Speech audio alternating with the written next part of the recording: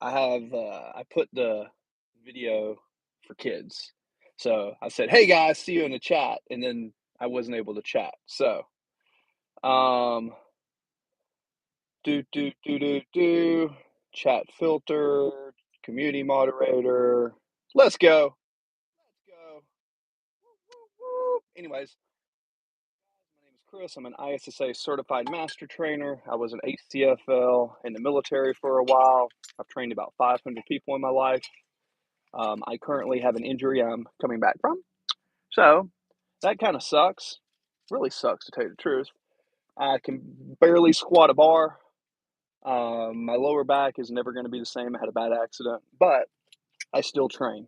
But do not let my injury affect the knowledge I picked up from training all those people. Um, I was a runner, I was a basketball player, I was a pitcher in baseball, and I was never the biggest or strongest or fastest, but I had a lot of good endurance and I had a lot of work ethic. And I learned a lot of things to help athletes get better. So if you're one of those genetic freaks who just naturally are gifted at athlete, then you may say, "Oh, what is this guy? I'm better than this guy." Ah, rah, rah, rah." Well, that's cool, but did you buy a house by training people? Okay, maybe not. So for what it's worth, it's pretty simple. Training is not really that hard, but when I look around the YouTube community, I see a lot of people making really good, awesome edited videos who seem to not know too much about how training actually works. Like most of the modern trainers these days, and I'm not trying to bash on anyone, but a lot of people are giving out information that's just to sell people a program in an automated course, and I just think that's kind of funny. It's like, you know, if everybody is just, you know, making awesome edited videos and that's what the population wants to be entertained, you're never going to have a great physique. Not doing that. In order to have a great physique, it takes like understanding a lot of things, like how biomechanics works. What's up?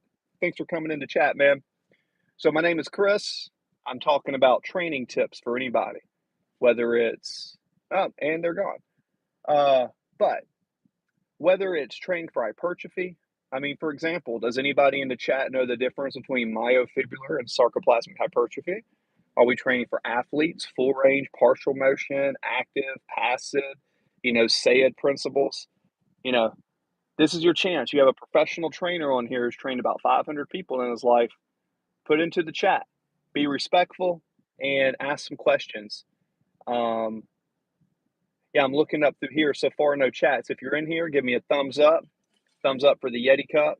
And also, if you need a good cup, the Yeti Rambler. This is the best cup you'll ever get. It keeps stuff cold for like 2 or 3 days or hot. This is my favorite cup, the Yeti Rambler. They're about 105 bucks, but I think it's worth it. It's the last cup you'll ever get. I've got like 10 of them at the house.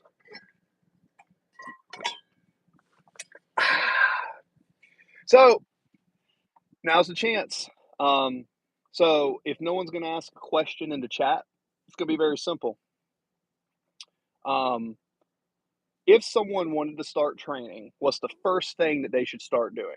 A lot of people in the sports and fitness world will say squat, bench, deadlift. You gotta do the compound lifts, bro. You lift the most of that. But really, it's not necessarily true. The compound lifts are great. And if you want to be an athlete or a power lifter, you need to practice those.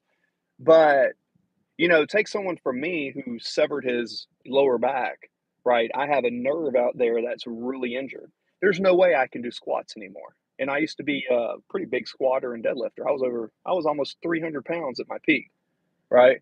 And there's videos and stuff all over the internet with that. But when it comes to training, a lot of people really underestimate this point. A lot of people underestimate connecting with the muscle. If you're someone that's 5'6" or 5'7", your levers are going to be different than someone who's like me, that's like 6'4", 6'5". You know, the longer your arms, the longer your legs, the different types of position you're going to have to put yourself in. Another thing is your shoulder mobility, your ankle mobility. If you're trying to squat and you feel all this pain in your back and neck, you don't need to be squatting. You need to be, maybe learning how to squat, But getting inside of machines and getting put into a position where the machine helps kinda stabilize you, that'll help build a lot of muscle. And then, yeah, you should work on, you know, doing these movements without